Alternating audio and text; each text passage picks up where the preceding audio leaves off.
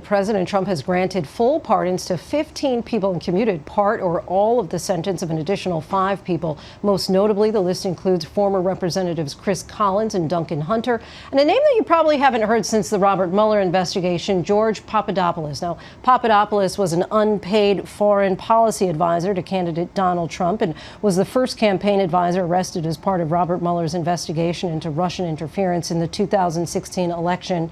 He was sentenced to 14 days incarceration after pleading guilty to making false statements to FBI agents about his correspondence with Russian nationals. Collins, a former representative from New York, was the first member of Congress to endorse Trump in the 2016 election and was indicted in August of 2018 for alleged insider trading. He began serving a 26-month prison sentence back in October. Former California Representative Duncan Hunter pleaded guilty in December of 2019 to 1 count of conspiracy over his alleged misuse of $250,000 in campaign donations for personal expenses such as family vacations and to allegedly finance extramarital affairs.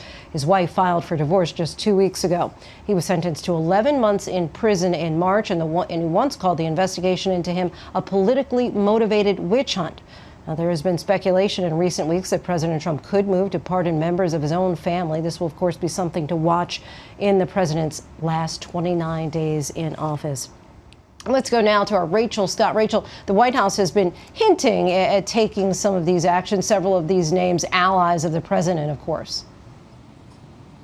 Yeah, allies to the president. This is the first full batch of pardons that we are seeing coming from President Trump since after the election. We know a few weeks prior to this, he did pardon his first national security advisor, Michael Flynn, who our team has been reporting has been back at the White House, publicly urging the president to use martial law to try and overturn the results of the election and challenge the results in battleground states that the president lost. But some familiar names there, Lindsay, as you said, George Papadopoulos, who was convicted for lying during the Mueller investigation. You obviously are seeing a lot of allies to the president, people that have been fierce defenders of him over the course of his last 4 years. But I think the bottom line here, Lindsay, is what this really does show is that President Trump, while he has refused to concede this election, he does recognize that he is on his way out. This is something that outgoing presidents do. The president is also issuing appointments left and right. He has issued more than 100 appointments since losing the election. The president clearly recognizes that his days left are numbered, Lindsay.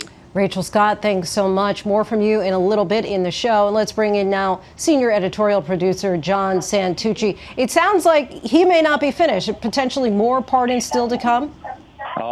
Donald Trump's Christmas list has only just begun, Lindsay. Good evening. We're understanding that there could be another wave before the holiday and before the president is set to head off to Mar-a-Lago to begin his Christmas vacation tomorrow. And then right after the new year, Lindsay, our sources are telling ABC News that there could be a very long list to come. Donald Trump's White House has been called by many individuals over the last couple of weeks. And the other thing that we're tracking, Lindsay, is the possibility that President Trump could preemptively pardon members of his family, some of his White House aides, and even him himself. He has been urged to do this by his advisors and allies for the last several days. And that's in part, Lindsay, because they believe that when the Joe Biden administration comes in, there could be vulnerabilities there. We have heard Sean Hannity and other conservative media allies of the president on their programs saying that another witch hunt could be coming to the Trump family.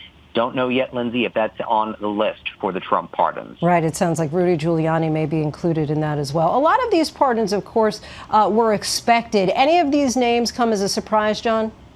None of the names, Lindsay, necessarily. I think, though, what we're seeing is the tea leaves of what's to come. Obviously, the most controversial group on this list, there's some of them have a controversy, but I think the group that many are going to dig into is a group that President Trump was getting lobbied on directly by their families and friends on Fox News, and that is these 4 individuals tied to Blackwater. This is a private security firm. They were tied to the 2007 killing of 17 Iraqi civilians and some of them had actually just been sentenced to life in prison about a year ago. But their friends and allies have been on Fox News. They received a lot of attention from commentators on Fox who have been lobbying on their behalf, but certainly going to raise some eyebrows. What we're also seeing tonight, Lindsay, is the coming attractions of the Mueller investigation. We know President Trump has railed against that investigation since it began in 2017. We know he has pardoned his longtime advisor and confidant, Roger Stone,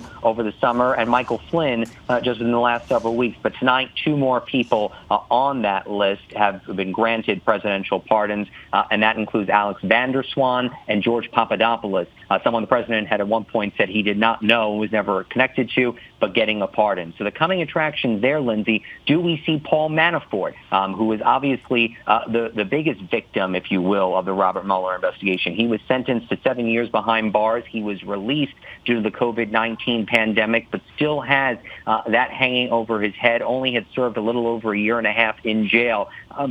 Our sources believe that could be another person we might see on another round of Trump pardons. Yeah, so it sounds like stand by for news to be continued. John Santucci, thanks so much.